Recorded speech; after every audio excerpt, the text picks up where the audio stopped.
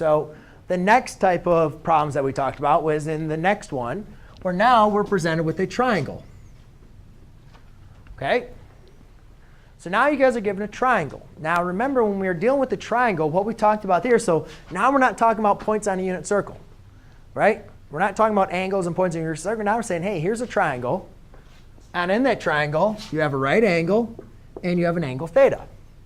So remember, we have to determine that our angle, or our side that's directly across from our hypotenuse, is the side that's directly across from your right angle is called our hypotenuse.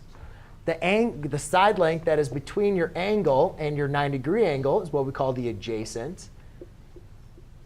And the side that's opposite of your angle is what we call the opposite side. Right? Yes? And remember, guys, this all changes on where's theta. If theta was up here, the opposite and the adjacent would switch. All right? So now, when we were given a triangle, there's a couple things we did.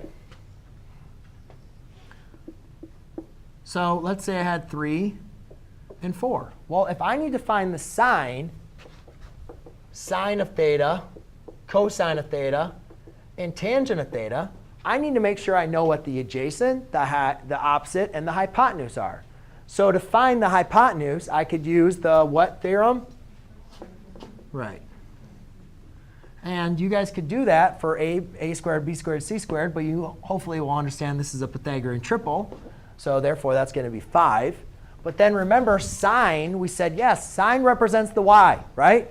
But sine only represents the y coordinate when you have a point on the unit circle, right?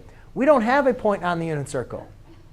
This is a triangle. This is not a point on the unit circle. Right? We don't have an angle that intersects a point on the unit circle. So therefore, the sine is still going back to its ratio is opposite over hypotenuse. Cosine, adjacent over hypotenuse. Tangent, opposite over adjacent. Right? So that's what we worked on last. That's what we worked on next, was now determining the opposite over hypotenuse, adjacent over hypotenuse, and opposite over adjacent. And so opposite over adjacent in this case would be 4/3. Cosine, or sorry, 4/5. Cosine would be 3/5.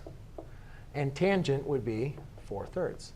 And then obviously we work on our reciprocal identities, right? If you guys remember, the reciprocal identities for sine would be cosecant, which would be 5/4. Cosine, the reciprocal of cosine would be the secant function, which is 5/3.